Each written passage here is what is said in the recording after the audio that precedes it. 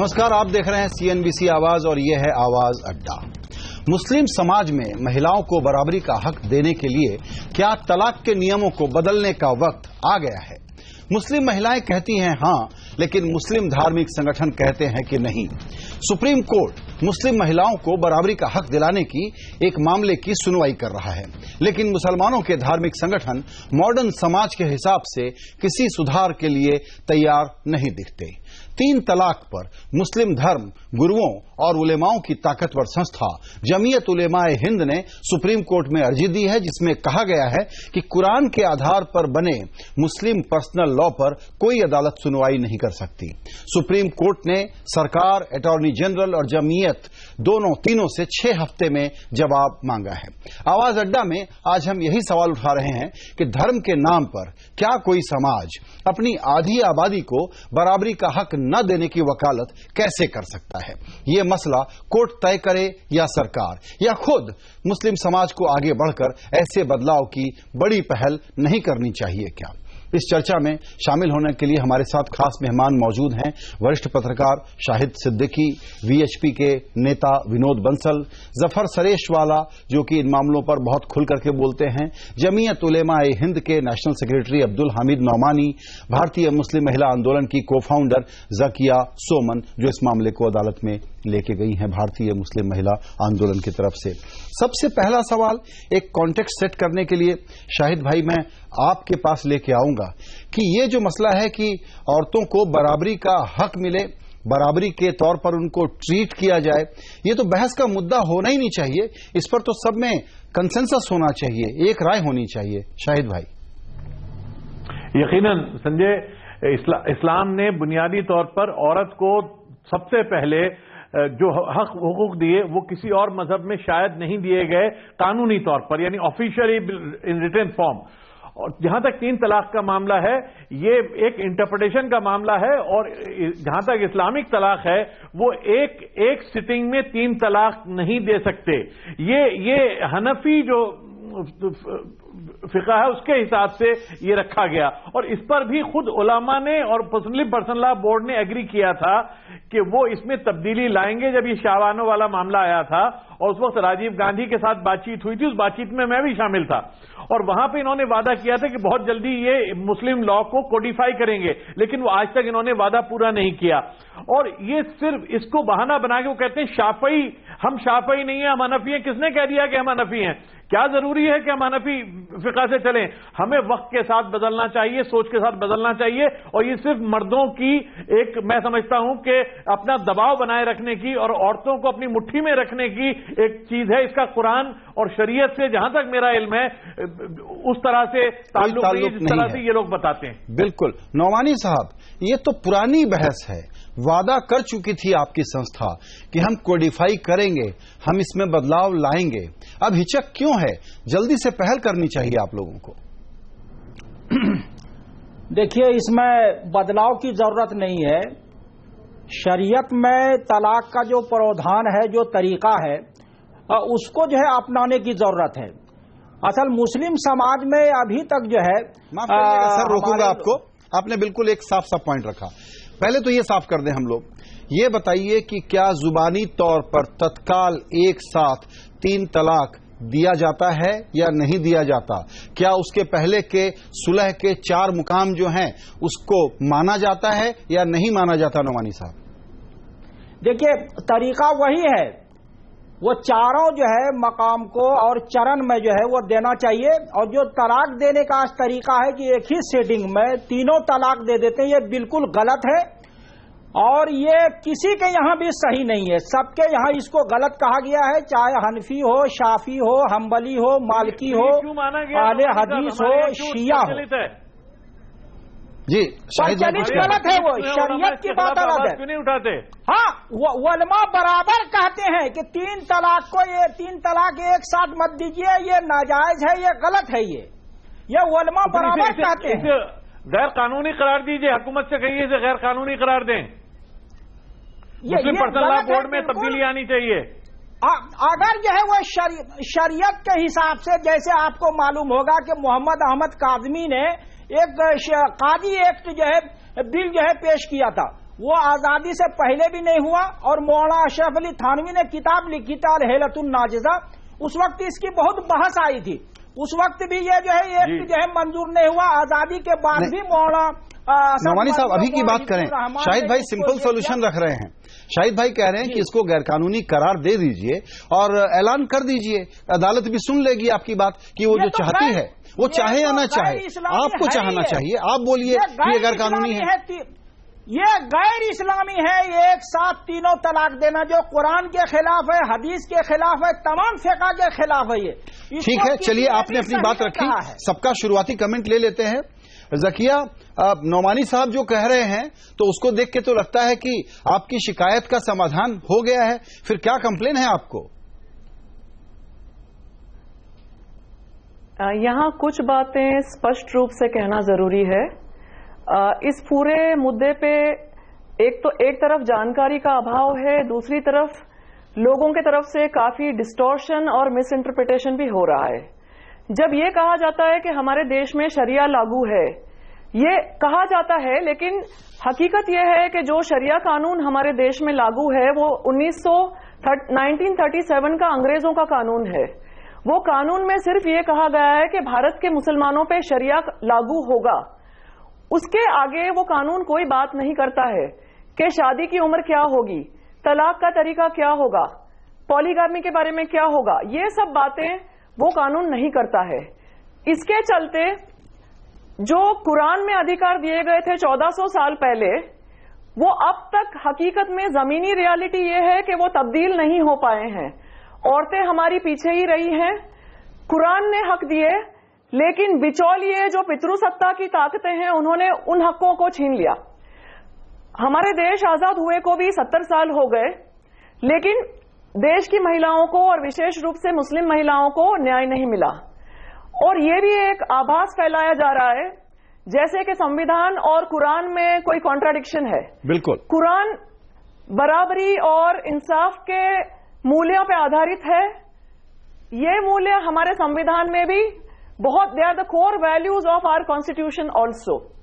जो प्रॉब्लम है वो ये कुछ उलेमा हैं और कुछ इस तरह के कंजर्वेटिव सेक्शंस हैं जिन्होंने अपना एक तरह से सेल्फ अपॉइंटेड जो कस्टोडियन बन के बैठे हैं इस्लाम मजहब के और औरतों के अधिकारों के। कुरान में कहीं औरत और मर्द के बीच में भेदभाव नहीं है। हमारा जो मजहब है वो पूरी कायनात के लिए आया हुआ है, पूरी दुनिया के लोगों के लिए आया हुआ है, फिर वो चाहे औरतें हों, चाहे मर्द हों, चाहे गरीब हों, चाहे अमीर हों, चाहे गोरे हों, चाहे काले हों, चाहे किसी भी रेस के हों और दुनिया के किसी भी हिस्से में बसने वाले लोग हों। सो ये एक हमारे देश में जिस तरह की राजनीति चल रही है 47 से लेके और खासकर 85-86 में जो राजनीति करके ये लोग निकल गए, तो एक ये ऑफस्केशन खड़ी की गई है as though the Quran and the constitution are at loggerheads, which is not the case. जो कि केस हमारे देश में एक कॉम्प्रिहेंसिव मुस्लिम लॉ रिफॉर्म की जरूरत है। हमारे देश में जो कानून है 37 का, उसमें ये सारे मसलों को ऐड करने की जरूरत है। 37 का कानून है, 39 का कानून है जहां dissolution of Muslim marriage act, जहां मुस्लिम महिलाओं को अधिकार दिया गया है कि वो कोर्ट जाके तलाक ले सकती है, उसे मॉडिफाई करके ट्रिपल तलाक को बैन लगाने का अमेंडमेंट करने की जरूरत है।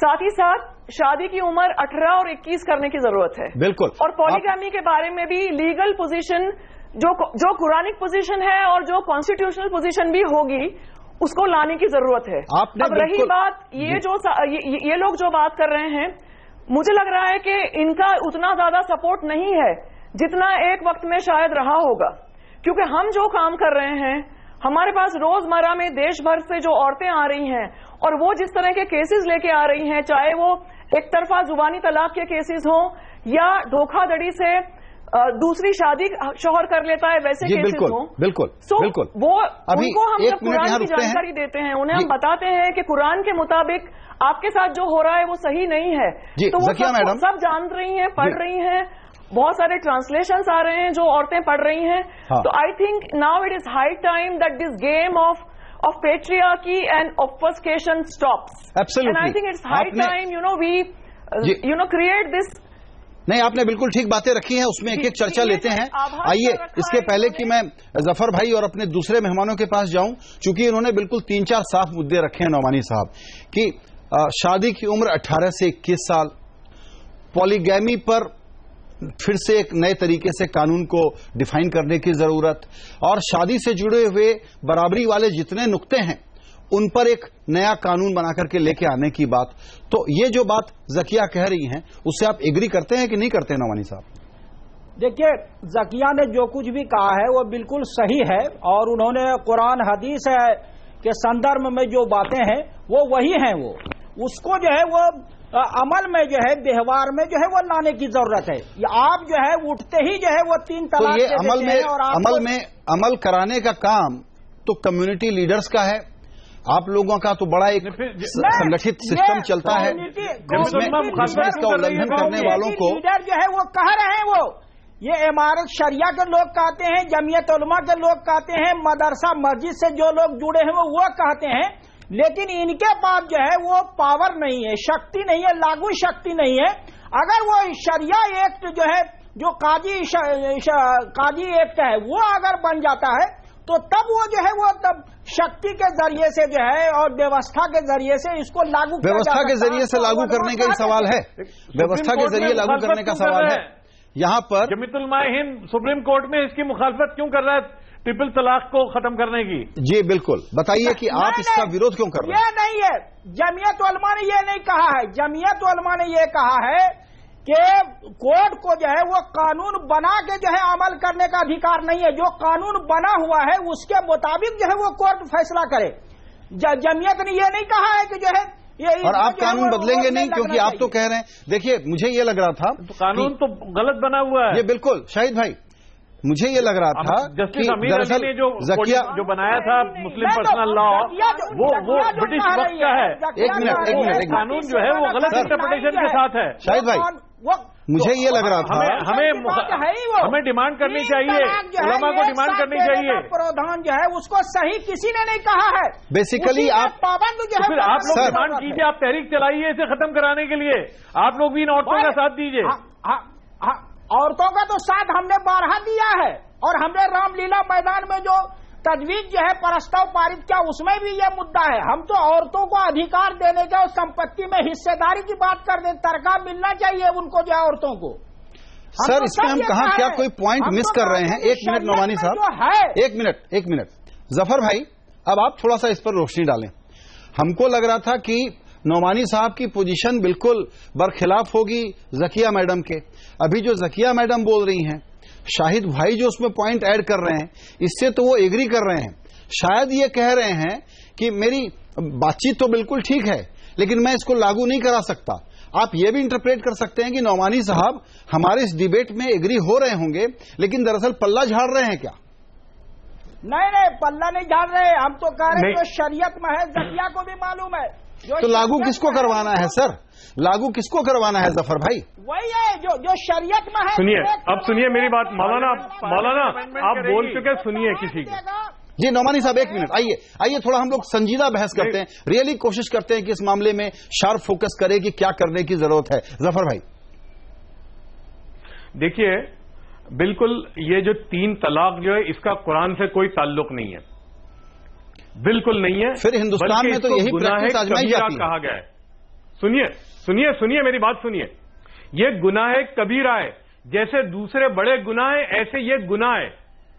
और अगर ऐसा कुछ करता है, इसलिए कि सेकंड खलीफा जो थे हजरत उमर, उनके जमाने में अगर कोई इस तरह से तलाक देता तो उसको 100 कोड़े मारे जाते। तो मैं तो ये दरखास्त करूंगा कि जमीयत उलमा और पर्सनल लॉ बोर्ड सरकार को कहें कि अगर कोई मुसलमान इस तरह से तलाक देता है तो उसको 10 साल की सजा होनी चाहिए, एक डिटरेंट होना चाहिए। लेकिन प्रॉब्लम हमारा यह है, मेल शोविनिज्म का है। हमारा मुसलमान मर्द जो है उसको इस्लाम सिर्फ 2 मरतबा याद आता है, एक बीवी को तलाक देने के बाद और तलाक के बाद उसको मेंटेनेंस न देना पड़े, बस। उसके अलावा उसका इस्लाम से, कुरान से उसका कोई ताल्लुक नहीं है, बस तभी उसको इस्लाम याद आता है।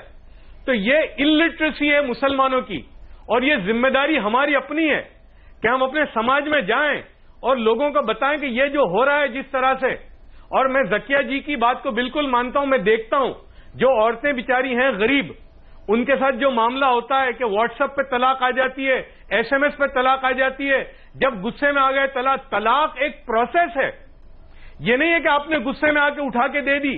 तो प्रॉब्लम जो है ये हमारा है, इस्लाम का नहीं है।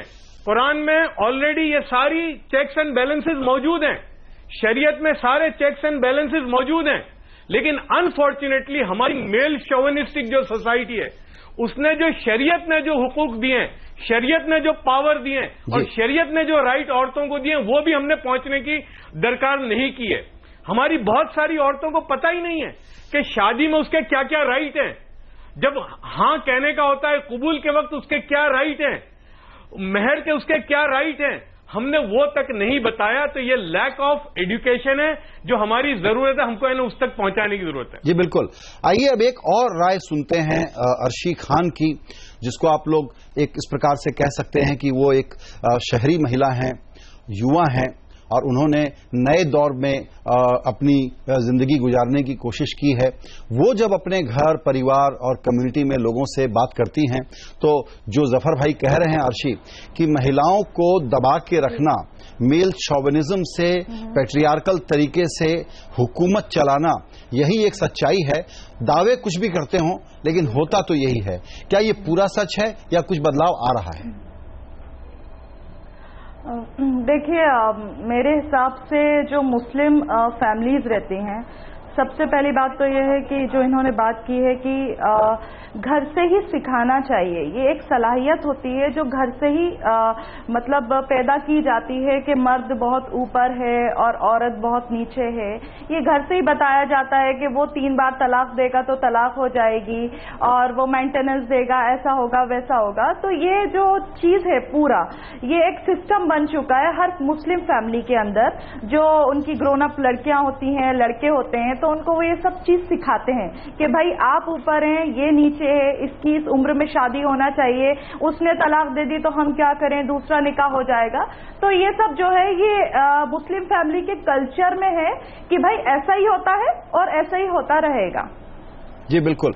विनोद बंसल साहब, इसमें एनडीए सरकार के सामने एक बड़ा सवाल है और मैं इस एंगल से पूछ रहा हूं कि हम लोग नए दौर में आ चुके हैं, बड़ा मॉडर्न देश है ये, और नए जमाने के जो आंदोलन है वो तेजी पकड़ रहे हैं और उसमें सबसे बड़ी चीज है एक ही, वो है इंसाफ और वो है बराबरी। इसमें आप लोगों के जो मुद्दे हैं पहले से, कॉमन सिविल कोड होना चाहिए। नौमानी साहब कहते हैं कि जो कुरान से निकले हुए कानून हैं उसमें कोई अदालत कोई दखल नहीं दे सकता। हमको लगता है कि सबकी फिक्र एक ही है कि कैसे हम लोग मॉडर्न समाज बने। आप इस पूरे मसले पर क्या राय रखते हैं विनोद जी? संजय जी, बड़ा दुर्भाग्य की बात है, मुझे बड़ा ताज्जुब हो रहा है कि आज जिस पैनल पर, एक बड़ा पैनल आपने बुलाया, भारी भरकम पैनल है जिसमें बड़े सारे बुद्धिजीवी भी हैं, लेकिन मैं ये कह रहा हूं कि सारे के सारे लोग एक ही भाषा बोल रहे हैं, इसके बावजूद भी सुप्रीम कोर्ट का विरोध कर रहे हैं, इसके बावजूद भी कानून का विरोध करते हैं, इसके बावजूद भी चाहते हैं कि समान नागरिक संहिता होनी नहीं चाहिए, महिलाओं को अधिकार भी चाहिए और साथ में पर्सनल लॉ भी चाहिए, शरीयत का कानून भी चाहिए। आखिरकार ये सब चीजें विरोधाभास कैसे चलेगा? मुझे बताइए कि जब 3 तलाक आप नहीं चाहते, नोमानी साहब एक नहीं कम से कम 4 डिबेट में मेरे साथ कह चुके नहीं जी ऐसा होता नहीं, समाज में होना नहीं चाहिए, और खुद ही जाकर के सुप्रीम कोर्ट में और अपनी याचिका दायर करते हैं कि साहब मुझे भी पार्टी बनाओ। जब सुप्रीम कोर्ट खुद फैसला दे रहा है, सुप्रीम कोर्ट खुद कह रहा है, आज नहीं कम से कम नहीं तो 15 बार सुप्रीम कोर्ट और कई माननीय उच्च न्यायालय कह चुके, और आपकी स्क्रीन पर जो बहनों का चित्र दिखाई दे रहा है, किस तरह से बुर्के में लदी हुई बेचारी को एक तरह से पूरा कवर अप किया जाता है, किस तरह से उसको बंधन में रखा जाता है। सिर्फ तलाक ही नहीं है संजय भाई, तलाक के साथ साथ मेंटेनेंस का मुद्दा है, उनके साथ जो है ना जी, जो 5-5 बीवियां रखने वाला मामला है, 25-25 बच्चे पैदा करने की जो जबरदस्ती जो एक तरह से उनके साथ बच्ची की जो साथ होती है ज्यादती, वो मामला है। इन सब कई सारे मुद्दे हैं, इन सब चीजों का समाधान जो है एक है। सुनिए, इसमें एक बात बताइए बंसल जी। नहीं कहता हूं इन सब चीजों का समाधान एक बराबरी की हर लड़ाई में सबको जोश के साथ देना चाहिए। बंसल जी, एक समान कानून होना चाहिए। एक मिनट, सब लोग एक क्यों नहीं होने चाहिए जी? सुप्रीम कोर्ट ने इस बात पे नाराजगी जताई कि सरकार के प्रमुख वकील को, अटॉर्नी जनरल को बुलाया गया था कि आके अपनी राय रखें, अपनी बात बताएं। वो गए नहीं। हमको इससे भी बड़ी परेशानी है। जी, जाना चाहिए, देखिए, बिल्कुल जाना चाहिए। संजय, अगर नहीं जाते जो उनकी कमजोरी है। मैं कहता हूं देखिए, देश की महिलाओं के अधिकारों की रक्षा करना प्रत्येक सरकार का काम है। और मैं कहता हूं इसमें सबसे बड़ा योगदान, सबसे बड़ी कमी अगर किसी की है तो मुस्लिम धर्मगुरुओं की है, मुस्लिम उलेमाओं की है। ऐसे लोगों की जो कट्टरपंथ फैलाने में तो विश्वास करते हैं, उनको युवाओं को भटकने से रोकने का काम नहीं करते, लेकिन महिलाओं के साथ ज्यादती में कोई कमी नहीं छोड़ते। मुझे बताइए आखिरकार ये सब चीजें क्यों हो रही हैं? और बार बार ये समान नागरिक संस्था की बात होती है तो उसमें क्यों नहीं आगे आते ये लोग? एक कानून में विश्वास क्यों नहीं करते? इनको अलग कानून क्यों चाहिए? हाँ, देखिए फिर ये मैं इसीलिए समझना चाह रहा था कि एक कानून पे भरोसा। बंसल साहब जो कह रहे हैं वो सिर्फ कोई मुसलमान महिलाओं का प्रॉब्लम नहीं है, हिंदुस्तान की हर महिला का प्रॉब्लम है, हिंदू महिला का भी वही प्रॉब्लम है। और रही बात कॉमन सिविल कोड की, तो बंसल साहब जाके गुरु गोलवेलकर साहब का सुनिए पहले आप बोल रहे थे, मैं आपने अपनी बात रखी, आप सुनिए पहले। जफर भाई बोलिए। आपने अपनी बात रख ली, आप मेरी सुनिए। रही बात कॉमन सिविल कोड की, तो बंसल साहब को कहूंगा कि गुरु गोलवेलकर साहब ने क्या कहा है वो जरा पढ़ के आए पहले। हम उनको मानते हैं, आपको नहीं। गुरु गोलवेलकर साहब ने 1972 की 22 अगस्त को ऑर्गेनाइजर में एमआर मलकानी को एक इंटरव्यू दिया था, जो अभी मौजूद है आरएसएस के हेडक्वार्टर में, और उसमें उन्होंने कहा था कि हमारे मुल्क में हमें कॉमन सिविल कोड की जरूरत नहीं है, इनबिल्ट है सिस्टम, इनका एक ही है, बस हमेशा लकड़ा लेके कॉमन सिविल कोड। अरे भाई, ये कॉमन सिविल कोड मसला नहीं है। दूसरी असमानता जो है वो पूरे मुल्क के अंदर हर एक के साथ है, कोई मुस्लिम औरत अकेली नहीं है। आप हिंदू औरतों की भी फिक्र कीजिए, वो भी बेचारी बहुत परेशान है। लेकिन एक बात बताइए जफर भाई, सोसाइटी है, किसी और मुसलमान अकेले नहीं, और मर्द को 3 बीवियां रखने का अधिकार नहीं है, किसी और मर्द को 5 बीवियों के साथ में 50-25 बच्चे पैदा करने का अधिकार नहीं है। आप मुझे बताइए 4 बीवियां किसकी है ज्यादा? मेंटेनेंस से महिला को क्यों आप वंचित करना चाहते हैं? Bansal sahab, Bansal sahab, you stick to the debate. जो आप देखिए, विनोद जी देखिए, आप you stick to the debate. Debate जो हो रही है उसकी बात कीजिए। मैं जफर भाई से एग्री करता हूं कि डिबेट के कोर टॉपिक है उस पर हम लोग स्टिक करें।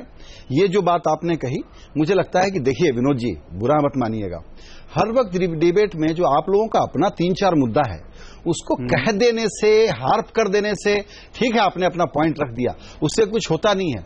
ये बच्चा पैदा करने वाला जो आप लोग मिथ फैलाते हैं ना, ये नहीं फैलाना चाहिए। नहीं, हमारा जफर भाई तो देखिए, नहीं एक मिनट, आपको पता है जफर सरेशवाला का बुलाने का एक खास कारण है, एक लोकस स्टैंड आई है।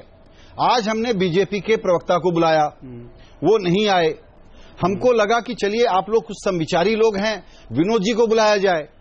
हमको लगा जफर भाई मोदी जी के साथ गुजरात के वक्त से लगे हुए हैं, एक बड़ी संघर्ष के साथ लगे हुए हैं, तरक्की पसंद समाज बनाना चाहते हैं। अब वो आपका विरोध कर रहे हैं, नौमानी साहब आपका विरोध नहीं कर रहे हैं।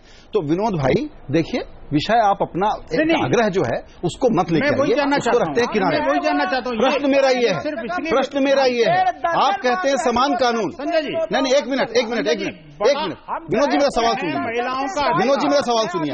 आप कहते हैं समान कानून, नहीं एक मिनट, मानवाधिकार, एक मिनट, आप कहते हैं समान कानून, एक मिनट, आप कहते हैं समान कानून। एनडीए सरकार तो ऐसा नहीं कहती। जफर भाई यही याद दिला रहे हैं कि इसका वक्त नहीं है, ये बात आप नहीं कर सकते। तो उन आग्रहों पर न जाएं, इस पर रहें और उस सवाल का जवाब दें कि इस मसले पर सिर्फ मुसलमानों का एक मुद्दा न उठाएं, सबका मुद्दा उठाएं। तो आपके जो समविचारी लोगों की सरकार है उसको क्या करना चाहिए? जफर भाई तो ये पूछ रहे हैं आपसे। नहीं, बात वो नहीं है। देखिए, समविचारी नहीं, समविचारी तो जफर भाई की भी है। मैं ये कह रहा हूं, मेरी प्रत्येक सरकार मेरी अपनी सरकार है, लेकिन मैं ये कहना चाहता हूं, देखिए बात मुसलमान हिंदू का नहीं है, आपने गलत दृष्टि से समझा।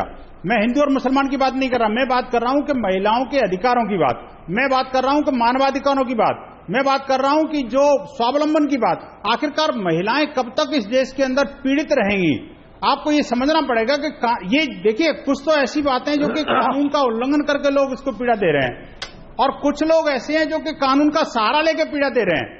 तो यहां पर स्थिति यह है कि जो कानून का मिस इंटरप्रिटेशन करके और जो पर्सनल लॉ बने हुए हैं उसकी आड़ में ये सारा कांड हो रहे हैं। तो उसको हमें रोकना पड़ेगा। सुरेश भाई, आप इसको हिंदू मुसलमान के चश्मे से मत देखिए, आपको ये देखना पड़ेगा। मैं तो कह रहा हूं सजा दो। जो प्रोग्रेसिव सोसाइटी है, एक मिनट, मैं तो कह रहा हूं कि अगर कोई उल्लंघन करता है कानून का तो उसको सजा दो, उसको सजा देनी चाहिए 10 साल की कम से कम। ये जो मसला है कि सजा देनी चाहिए, ये वो एक नाजुक इलाका है जहां नहीं, ये वो नाजुक रास्ता है जिस पर चलने की जरूरत है। विनोद भाई, आप अपनी बात कहिएगा, मेरे लिए फिलहाल छोटे से ब्रेक का वक्त हो गया है। ब्रेक के बाद लौट करके हम यही चर्चा करेंगे कि जो सुरेश वाला कह रहे हैं कि जो उल्लंघन करता है उसको सजा दो। सजा देने में दो लोगों का रोल है, कम्युनिटी का, समाज का, हमारा आपका, और सरकार उसको कैसे फैसिलिटेट करती है, इक्विडिस्टेंस के साथ कैसे फैसिलिटेट करती है, ये देखने का। छोटे से ब्रेक के बाद इन्हीं संगीन मुद्दों पर राय समझेंगे अपने विशेषज्ञों की। छोटा सा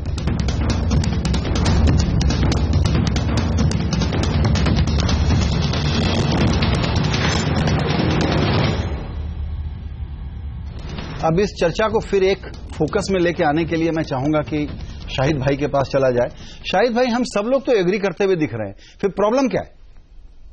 क्योंकि नोमानी साहब कह रहे हैं कि बिल्कुल गलत है, ऐसा नहीं होना चाहिए, लेकिन शायद उसमें सेल्फ एडमिशन है कि मैं रोक नहीं पा रहा हूं, या मेरे जैसे जो मेरे दूसरे सहयोगी हैं वो रोक नहीं पा रहे हैं। रोक सकते हैं, शाहिद भाई भी नहीं रोक सकते हैं, उनके पास पावर नहीं है रोकने का, नहीं मेरे पास जो है खुद ही कर लेना चाहिए, सही है।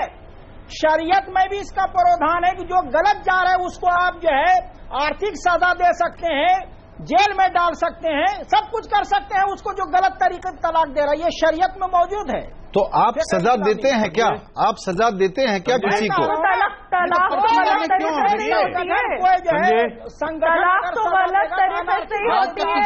अच्छा, एक मिनट पहले शाहिद भाई का, शाहिद भाई ने अभी तक जो डिबेट सुनी है उस डिबेट को सुनकर के मेरा सवाल यही है शाहिद भाई कि सब तो एग्री करते हुए दिख रहे हैं, नोमानी साहब से तो मैं दूसरी बातें सुनने की उम्मीद कर रहा था, जफर भाई भी जो कह रहे हैं वो बिल्कुल ठीक कह रहे हैं, फिर कौन विलेन कौन है, वो कहीं गायब कहां, उसको हम पहचान ही नहीं पा रहे। खास बात है नोमानी साहब की, कहते कुछ और है करते कुछ और है। ये शाहिद भाई, अगर मुझे बोलने की इजाजत देंगे बंसल साहब तो मैं कुछ कहूंगा। बोलिए कि देखिए, विलेन हमारा समाज है, हिंदुस्तानी समाज है। हमारे समाज में औरतों को हमने हमेशा दबा के कुचल के रखा है, वो हिंदू हो, मुसलमान हो, सिख हो, इवन मॉडर्न लोग जो हैं वो औरत को दबा के रखते हैं। तो यहां पे इस्लाम का इंटरप्रिटेशन ऐसे हुआ है कि जिसके द्वारा जो मर्द के फेवर में जो इंटरप्रिटेशन हो सकता था वो दिया गया है। अब इसका इलाज ये है कि कोई आप जेल में नहीं डाल सकते, इसका इलाज ये है कि मुस्लिम personal law board, Jamiat Ulama Hind, Jamaat Islami ये मीटिंग बुलाएं जो प्रोमिनेंट मुस्लिम ऑर्गेनाइजेशन हैं उलमा की और शिया सुन्नी सारे उलमा की, और वो मिलकर एक रेजोल्यूशन पास करें और ये कहें कि ये 3 तलाक जो है ये गैर शरई है, हम इसको मुकम्मल तौर पर रद्द करते हैं और इसके जरिए जो तलाक दी जाएगी वो गैर इस्लामी है। ये एक रेजोल्यूशन पास करें और उसके साथ साथ और जो हुकूक हैं, जो दूसरी शादी के मामले में भी जो बुनियादी, इसीलिए हमने कहा था कोडिफाई करने के लिए, वो कोडिफाई इन्होंने नहीं किया है, 30 साल हो गए इस काम को। तो ये एक पास करके गवर्नमेंट ऑफ इंडिया को दें और पार्लियामेंट को दें कि पार्लियामेंट इसके ऊपर एक बिल पास करे और जो अमेंडमेंट की जरूरत है मुस्लिम पर्सनल लॉ बोर्ड, मुस्लिम पर्सनल लॉ में वो अमेंडमेंट आनी चाहिए। कॉमन सिविल कोड की बहस एक अलग है, उस पर हम कभी भी बहस कर सकते हैं, मैं तैयार हूं। तमाम मेरी अरुण शौरी जी के साथ बड़ी लंबी बहसें हुई हैं इसके ऊपर। बंसल जी को तो इल्म है नहीं, बंसल जी अनएजुकेटेड आदमी है इस्लाम और हिंदुइज्म दोनों के मामले में, लेकिन जो एजुकेटेड है अरुण शौरी जैसा, उसके साथ हम बहस कर सकते हैं इसके ऊपर। भैया धारा 124 देखिए क्रिमिनल प्रोसीजर कोड की साफ साफ कहती है नहीं, ठीक है, ये बात चलिए शाहिद भाई की ये बात ठीक है कि कॉमन सिविल कोड की एक अलग बहस है, उसको इसमें हम क्यों मिक्स करें? कम से कम भाषा का तो सही इस्तेमाल करना चाहिए ना। नहीं, नॉलेज किसको नहीं है, ये आप ये बात कह करके आप अपने औरतों के अधिकारों से वंचित नहीं कर सकते। बिल्कुल, तो ये बताइए शाहिद भाई जो कह रहे हैं, एक मिनट, आइए, एक सेकंड, नॉलेज नहीं है कोई। शाहिद भाई जो कह रहे हैं उस पर मैं अर्शी खान से एक सवाल पूछना चाहूंगा। आपको मुसलमान से दलील करना असल मुद्दा है, जो कुछ महिलाओं के खिलाफ है वही नॉलेज। अरे चुप हो जाइए, बिल्कुल नहीं, जब मुसलमान की बात नहीं। अरे भाई मुझे बताइए कि क्या अरे मुसलमान ये महिलाओं की आवाज को क्यों दबाना चाहते हो सादिक भाई? जी एक मिनट, विनोद जी नहीं देना चाहते विनोद जी, मैं इसमें बार बार पर्सनल लॉ में अटका के महिलाओं को क्यों अटकाना चाहते हो आप? अच्छा एक मिनट अर्शी खान से मेरा एक सवाल है पॉलीगैमी के बारे में। सवाल मेरा ये है, एक मिनट सवाल मेरा ये है कि पुरुषों को हक है एक से ज्यादा शादी करने का, क्या ये हक आपकी कम्युनिटी में औरतों को है क्या?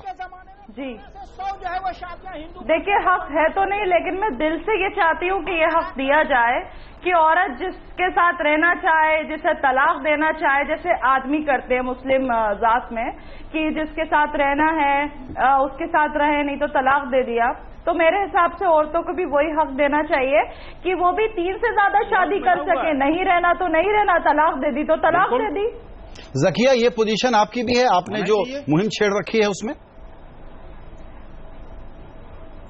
हमारी पोजीशन बहुत क्लियर है।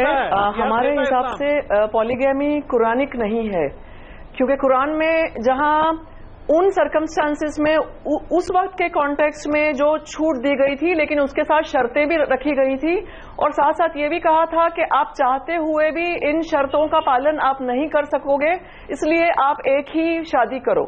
सो हमारी समझ में पॉलीगैमी बिल्कुल कुरानिक नहीं है। उस वक्त में उसके लिए परमिशन थी, बट एनकरेजमेंट बिल्कुल नहीं थी। और आज के हालात में तो कोई परमिशन का भी सवाल नहीं उठता और encouragement is out of the question.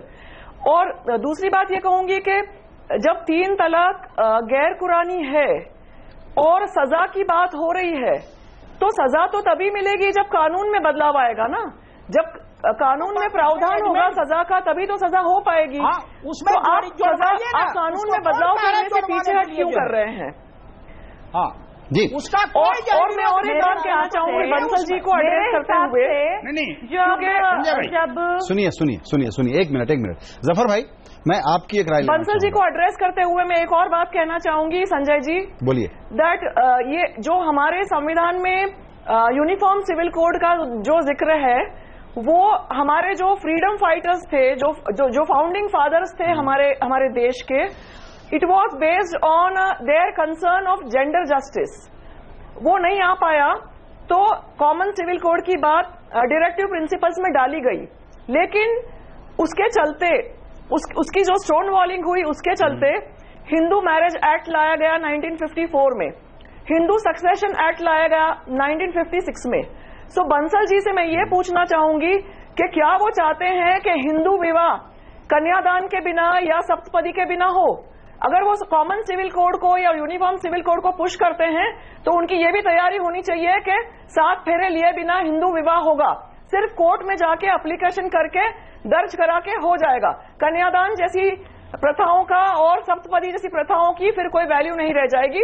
तो बंसल साहब खुद सोच लें कि क्या वो यूनिफॉर्म सिविल कोड चाहते हैं, डिसएग्री कर रहे हैं। और रही बात, विनोद जी आप एग्री किए कि डिसएग्री किए? मुझे समझ में नहीं। एक बात देंगे मुझे, समझ देंगे आप? जी हाँ संजय जी, मैं वही बताना चाह रहा हूं। जकिया जी ने बड़ी महत्वपूर्ण बात रखी है, बहुत बढ़िया बात कही है उन्होंने। देखिए, विवाह की परिपाटी क्या होनी चाहिए, पद्धति क्या होनी चाहिए, ये विषय का मुद्दा, ये आज का विषय नहीं है। विषय ये है कि आखिरकार महिलाओं का जो उत्पीड़न हो रहा है, अगर हिंदू समाज में किसी भी परंपरा के वजह से या किसी पद्धति की वजह से या किसी कानून की वजह से महिलाओं का दमन हो रहा है, तो निश्चित रूप से मैं पहला व्यक्ति होऊंगा, मेरी संस्था पहली होगी जब उनको खत्म करने के लिए आगे बढ़ेगी। तो लेकिन मैं साथ ही साथ इन तीनों अपने मुस्लिम बंधुओं से भी कहना चाहूंगा, आज महिलाओं की बात को सुने, और जो बात उन्होंने कही है, एक बहन ने कही है कि जो अधिकार पुरुषों को है महिला, और इसमें फिर विनोद जी मेरा महिलाओं को नहीं होना चाहिए? एक मिनट विनोद जी, मैं 30 सेकंड का एक विषयांतर करना चाहूंगा। आप बिल्कुल ठीक कह रहे हैं कि महिलाओं की बात सुने। ज़किया भी वही हैं जो कि हाजी अली में महिलाओं के जैसे प्रवेश पुरुषों का है वैसे करने का भी मुद्दा उठा चुकी हैं। अभी आपको पता है शनि शिंगणापुर का मसला चल रहा है, तो मैं ये मान के चल रहा हूं विनोद जी, आपकी भी यही राय है कि वहां पर जो महिला आंदोलन चल रहा है इस वक्त शनि शिंगणापुर में, आप महिलाओं के साथ हैं विनोद जी? देखिए, बिल्कुल महिलाओं के साथ कौन नहीं है, पूरा विश्व महिलाओं के साथ खड़ा है भाई। शनि शिंगणापुर के मुद्दे पर आप साथ में है कि नहीं? जनरलाइज मत करिए, परंपरा है ही नहीं, जनरलाइज मत करिए, बताइए है कि नहीं? संजय जी मेरी बात सुनिए, यत्र नार्यस्य पूज्यन्ते रमन्ते तत्र देवता, इस सिद्धांत को मानने वाला हिंदू समाज महिलाओं के बारे में ऐसा कल्पना ही नहीं कर सकता। लेकिन आपको ये समझना पड़ेगा, एक दमनकारी जो नीति है, मैं कहता हूँ जो महिलाओं का अधिकार है, जो पुरुषों का अधिकार है, वो महिलाओं का अधिकार क्यों नहीं मिलना चाहिए? अब थोड़ा सा इसको कंक्लूजन, ये मैंने इसलिए पूछ लिया कि आप भी थोड़ा सा विषय को बढ़ा रहे थे, तो मैंने कहा मैं भी बढ़ा लूं। एक मिनट भारत में जफर भाई एक सेकंड भाई विनोद जी, एक मिनट जफर भाई, मेरा सवाल यह है आपसे कि क्या हम इस मामले में ईरान से, इंडोनेशिया से, अल्जीरिया से, ट्यूनीशिया से और तो छोड़िए पाकिस्तान से सबक क्यों न ले लें? क्यों न वहां पर जो हुआ है उसको समझने की कोशिश करें कि जुडिशियल प्रोसेस में लाया गया है कि या तो सुलह कर लो, एक टाइम फ्रेम है उसमें आपस में कर लो, नहीं होता है और अगर तलाक की नौबत है ही तो एक जुडिशियल अथॉरिटी होगी, वहां कानून बना है। यह हिंदुस्तान क्यों अपने को अलग रखेगा जब ईरान से पाकिस्तान तक में इसको कानूनी बैकिंग दी गई है? जफर भाई देखिए, बिल्कुल, इसलिए कि ये जिन मुल्कों का आपने नाम लिया, एक अधिकार क्यों नहीं होना चाहिए? वहां के वरिष्ठ उलमा बैठे थे, यानी हम ये नहीं कह सकते कि वो उलमा नहीं थे, वो भी बड़े दानिश्वर थे, पढ़े लिखे थे, इस्लामी कानून को जानते थे, और जब उन्होंने किया है, और वो 100% 90% इस्लामी मुल्क हैं, तो जब वो कर सकते हैं तो हम क्यों नहीं कर सकते? बिल्कुल। नौमानी साहब, एक और बात कहना चाहता हूं, आपने जो दो शादी की जो बात की थी जी, देखिए दो बातें, एक तो इस्लाम ने इजाजत दी है, लेकिन हर चीज के साथ एक कंडीशन है। हमारा प्रॉब्लम यह है कि इजाजत को तो पकड़ लेते हैं, लेकिन जो कंडीशन है उनको छोड़ देते हैं। आज के दौर में जो कंडीशन है इस्लाम ने रखी है दूसरी बीवी की, वो नेक्स्ट टू इम्पॉसिबल है, कर ही नहीं सकता। तो प्रॉब्लम यह है कि एक चीज को ले लेते हैं जो मकसद की है, लेकिन जो मैं नहीं कर सकता, तो इसलिए ये जो डबल स्टैंडर्ड है हमारे, इसी तरह तलाक के मामले में, डबल स्टैंडर्ड, मेंटेनेंस के मामले में हमारे जो डबल स्टैंडर्ड है, ये डबल स्टैंडर्ड जो है, ये जो डबल स्टैंडर्ड है और ये जो पाखंड है, सभी समाज में, सभी कम्युनिटी में, जो हिंदू मुस्लिम कुछ भी बोले उसको छोड़ दीजिए, हम तो हिंदुस्तानी की बात कर रहे हैं। कारण है वो नए जमाने के मूड को और आवाज को जो लोग नहीं सुनेंगे उनको बहुत मुश्किल होने वाली है। इस चर्चा को आगे बढ़ाएंगे और ये भी सवाल हम पूछेंगे कि अगर कुरान का यूं पालन कराना है तो फिर तो मुसलमान नौकरी कैसे करे, बैंक में खाता कैसे खोले? और इस विषय को समझाने के लिए जफर भाई से बढ़िया टीचर हमारे पास नहीं। छोटा सा ब्रेक।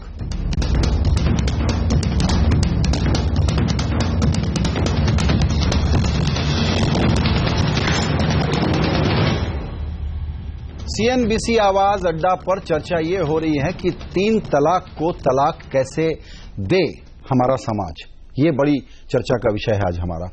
जफर भाई, जहां मैंने बात खत्म की थी वहीं से शुरू करूंगा, और वो ये कि धर्म ग्रंथों की बात कह करके हमारी जुबान बंद कराने की सारे गुरुजन जो हैं वो कोशिश करते हैं, कुरान का बड़ा हवाला देते हैं।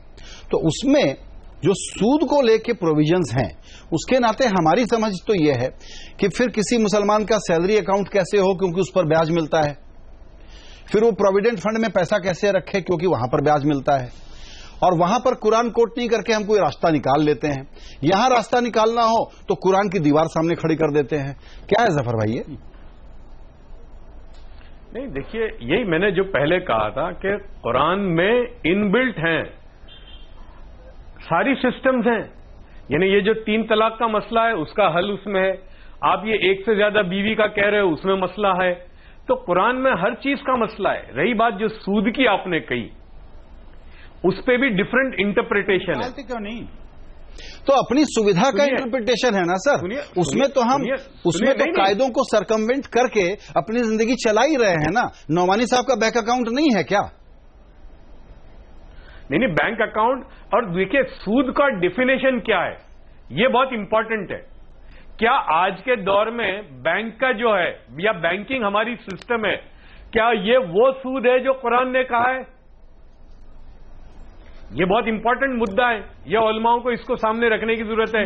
और आपने सही कहा, इसलिए कि हमने तो एक मूवमेंट चलाई थी इस पर और आप ही के चैनल पे खूब चलाया था इस्लामिक इन्वेस्टमेंट अपॉर्चुनिटीज के नाम पर। वही तो हम कह रहे हैं, तो शरिया बैंकिंग कानून बनाने की बात हो रही है अभी, ये सरकार भी उस पर विचार कर रही है, आपने इस पर काफी काम किया हुआ है। शाहिद भाई, आप क्या समझते हैं कि कुरान का अपनी अपनी मर्जी का इंटरप्रिटेशन, ये धंधा बंद कराने के लिए हम लोग क्या करें? देखिए, ये हम सब हिपोक्रेट्स हैं और हमारे सबके दोहरे मापदंड हैं। जो हमें सूट करता है हम उसको तो कहते हैं कि वेलकम, आओ आओ, और जो सूट नहीं करता उस पर हम लाके धर्म खड़ा कर देते हैं, धर्म संकट बन जाता है। सच्चाई यह है कि जो जिस सूद की बात मैं जफर भाई से एग्री करता हूं, जिस सूद की बात इस्लाम ने की थी, ये बैंक वाला वो सूद नहीं है। इस पर री इंटरप्रिटेशन की जरूरत है उलमा के। और इन्होंने कर क्या रखा है कि पर्सनल लॉ बोर्ड में किसी भी पढ़े लिखे मुसलमान को ये नहीं लाते। पर्सनल लॉ बोर्ड जो है वो लॉ लीगल एक वो है, उसमें सिर्फ उलमा का नहीं होना चाहिए, उसमें चंद उलमा जो है उन्होंने अपना वेस्टेड इंटरेस्ट ने अपनी मुट्ठी में ले लिया है, बाकी लोगों को आने नहीं देते। जबकि जरूरत इस बात की है कि मुसलमान ही नहीं, हिंदू ईसाई सबको री इंटरप्रेट करने की जरूरत है और हर दौर में उसकी गुंजाइश है। इस्लाम में पूरी गुंजाइश है री इंटरप्रेट करने की। ऐसा नहीं है कि कुरान एक दफा हो गया उसमें कोई तब्दीली नहीं, कुरान में तब्दीली नहीं हो सकती, लेकिन कुरान के इंटरप्रिटेशन में तब्दीली हो सकती है लगातार। संजय भाई। जी हाँ, बोलिए विनोद जी। संजय भाई, एक बात मैं कहना चाहता हूं। बोलिए। मैं ये कहना चाहता हूं, शाहिद सिद्दीकी जी कह रहे थे कि मैं पढ़ा लिखा नहीं हूं। संभवतः इनकी पढ़ाई पर मुझे संदेह हो रहा है कि मुस्लिम पर्सनल लॉ बोर्ड मैंने कहा कि आप इस्लामिक लॉ नहीं पढ़े हुए, आप इस्लामिक लॉ नहीं पढ़े हुए। अरुण शोरी ने बहुत काम किया इस्लामिक लॉ के ऊपर, जबकि बहस हो सकती है। किसी भी तरह से वो लीगल संस्था है ही नहीं है, इस्लामिक लॉ टोटली इलीगल संस्था है। शाहिद सिद्दीकी जी, मैं एक बात बता दूं, दूसरी बात और बता दूं आपको मैं, सुनिए आप बिगड़िए मत। मैं देखिए, आपने मेरे ऊपर आरोप लगाया, मैं आपको आपको भी धैर्य होना चाहिए सुनने का। मैं एक और बात कह रहा हूं, संजय जी सुनिए, मैं ये कहना चाहता हूं कि ये जो है विषय से क्यों भटक रहे हैं। एक बहन ने एक बात बड़ी इंपॉर्टेंट कही, उन्होंने कहा कि जो अधिकार पुरुषों को है वो महिलाओं को क्यों नहीं होना चाहिए। हिंदू धर्म में महिलाओं को पुरुषों से ज्यादा अधिकार हैं, तो मुसलमान इससे वंचित क्यों रखना चाहते हैं। एक बात। दूसरी बात, मैं नोमानी जी से पूछना चाहता हूं कि इन सब मुद्दों पर अगर उनकी सहमति है, वास्तव में महिलाओं के वो इतने पैरोकार टीवी चैनल पे बैठ करके बनते हैं, तो सुप्रीम कोर्ट में जाकर के याचिका क्यों दायर करी। आखिरकार वो क्या कहना चाहते हैं, सुप्रीम कोर्ट के कौन से आदेश से वो खपा हैं जिसकी वजह से सुप्रीम कोर्ट को कहा कि नहीं, आप हमारे पर्सनल लॉ में दखलंदाजी नहीं कर सकते। बिल्कुल, आप ठीक जगह बहस को ले आए हैं। सुप्रीम कोर्ट ने गलत बनाया। बिल्कुल, एक मिनट। कौन से कानून की व्याख्या सुप्रीम कोर्ट ने गलत बनाई। मैडम, अब आप ये बताएं, अब थोड़ा हम लोग इसके बिल्कुल टेकअवे निकालने की कोशिश करें, कंक्लूड करें इस डिबेट को। तो आप ये बताएं कि इस वक्त कोर्ट में जो मसला है उसमें सुप्रीम कोर्ट ने पहल की है, सरकार से जवाब मांगा है, उलेमाओं से जवाब मांगा है, अटॉर्नी जनरल को जाकर के वहां जवाब देना है, आपने अपना पक्ष वहां रखा हुआ है। ऐसे में आते हुए दिनों में हम क्या डेवलपमेंट होते हुए देखेंगे? क्या इस बीच आप लोगों की तरफ से और सामने जो लोग कंजर्वेटिव लीडरशिप है उनमें कुछ बात हो रही है क्या? क्योंकि बहुत बड़ा मौका है अपने को मॉडर्न बनाने के लिए, अपनी तरफ से पहल करके जाएं कोर्ट में और कह दें कि आपको कुछ करने की जरूरत नहीं है, हमने अपना ये कोड बना लिया है। जकिया मैडम, कोड बनाने की कोई पहल नौमानी साहब और उनके दोस्तों की तरफ से हो रही है क्या? जेंडर जस्टिस हमारी सरकार का संवैधानिक दायित्व है, वो चाहे फिर किसी भी पार्टी की सरकार हो। अब कमनसीबी से देखा यह गया है कि जो सरकारें हमारे यहाँ रही है 47 से लेके अब तक, उन्होंने हमेशा जो ऑर्थोडॉक्स फोर्सेस हैं या पितृसत्ता के फोर्सेस हैं उनके साथ एक सीधे रूप से या अप्रत्यक्ष रूप से एक गठजोड़ रखा है। और ये कहना बिल्कुल एग्जैजरेशन नहीं होगा कि हमारी जितनी सरकारें रही हैं आज तक, वो सारी सरकारें जेंडर जस्टिस के अपने दायित्व पे फेल हुई हैं। जो संविधान में जो राइट टू रिलीजियस फ्रीडम है, वो राइट टू रिलीजियस फ्रीडम सिर्फ किसी पुरुषों का विशेषाधिकार नहीं है। सरकार का ये दायित्व है कि महिलाओं का राइट टू रिलीजियस फ्रीडम भी ध्यान में रखे। और राइट टू रिलीजियस फ्रीडम के नाम पे पुरुषों को ये जो खुली छूट दी गई है अब तक कि जाके आप महिलाओं के साथ जो चाहे कर लो, ट्रिपल तलाक कर लो, एक से ज्यादा शादी कर लो, तो इस पे रोक लगाने की जरूरत है।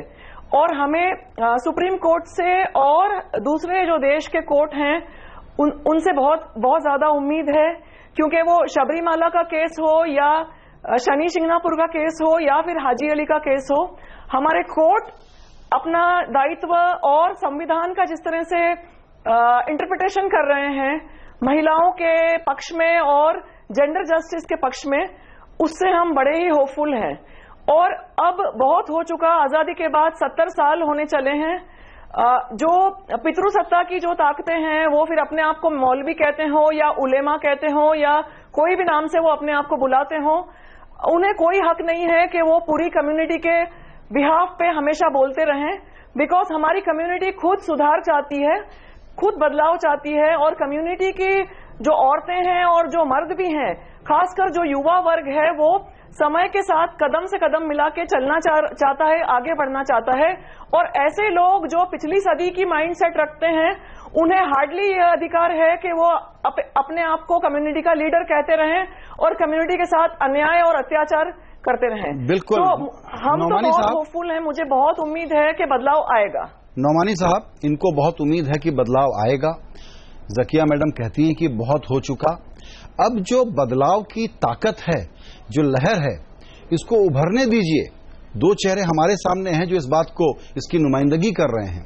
एक जकिया मैडम है और एक अर्शी खान है। समझिए वो क्या कह रहे हैं। आप सिर्फ ये कह के न जाइए आज यहां से कि हम एग्री करते हैं इनकी बात से।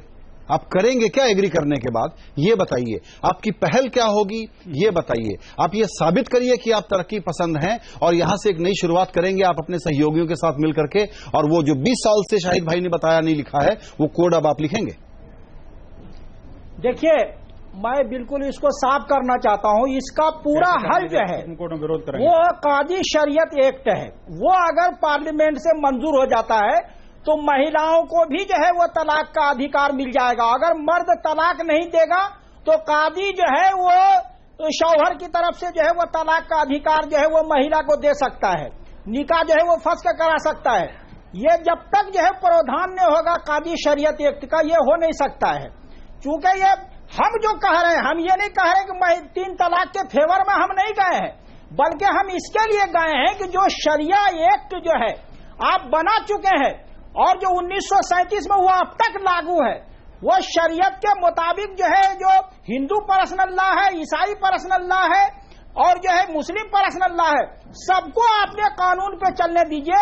कोर्ट का काम जो है कानून बनाना नहीं है, जो कानून बना हुआ है उसके अनुसार जो है निर्णय करके लागू करवाना। तो उसका इंटरप्रिटेशन का काम जिन गुरुजनों के हाथ में है, जिन तो गुरुजनों ने क्या कहा है, गुरुजनों ने क्या कहा बताइए आप। जो है तो साहबानों वाले केस में इन लोगों ने विरोध क्यों किया था उपाधि पर आप संजय जी?